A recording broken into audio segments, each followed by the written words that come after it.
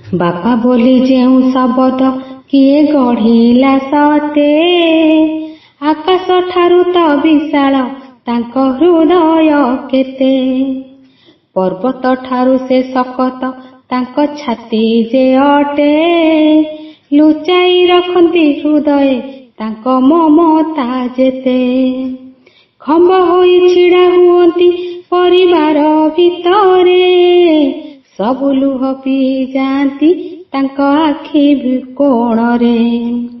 ଦିନ ଯାକ ଖଟି ଖଟିକି ଆହାର ଆଣିଥାନ୍ତି, ତଥାପି ବାପାଙ୍କ ମୂଲ୍ୟକୁ କେହି ବୁଝି ନଥାନ୍ତି। ସଂସାର ଯାକର ଜଞ୍ଜାଳ ସିଏ ମୁଣ୍ଡାଇଥାନ୍ତି, ହଳିଏ ଜାମାରେ ବରଷ ସିଏ ବିତାଇଥାନ୍ତି। ବାପା ଶବ୍ଦର ଅର୍ଥଟି ହେଉଛି ବାୟୁ ପାଣି, ଧନ ସମ୍ପତ୍ତିକୁ ସଞ୍ଚନ୍ତି ଛୁଆ ପାଇଁ କି ଜାଣି। କଠିନ ହୃଦୟ ଭିତରେ ତାଙ୍କ କଅଁଳ ମନ, ପରିବାର ଆଗେ ଦେଖାନ୍ତି ସିଏ ହୃଦୟହୀନ।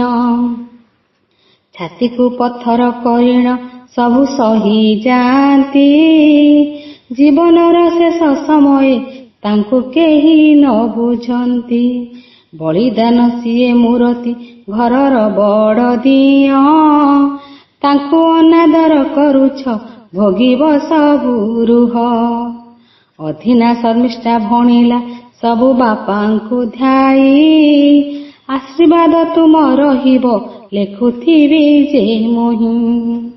ପିତୃ ଦିବସରେ ଦୂରରୁ ମୁହିଁ ପ୍ରଣାମ କରେ, ତୁମ ପାଦ ତଳେ ମଥାକୁ ନହିଁ ଜୁହାର କରେ।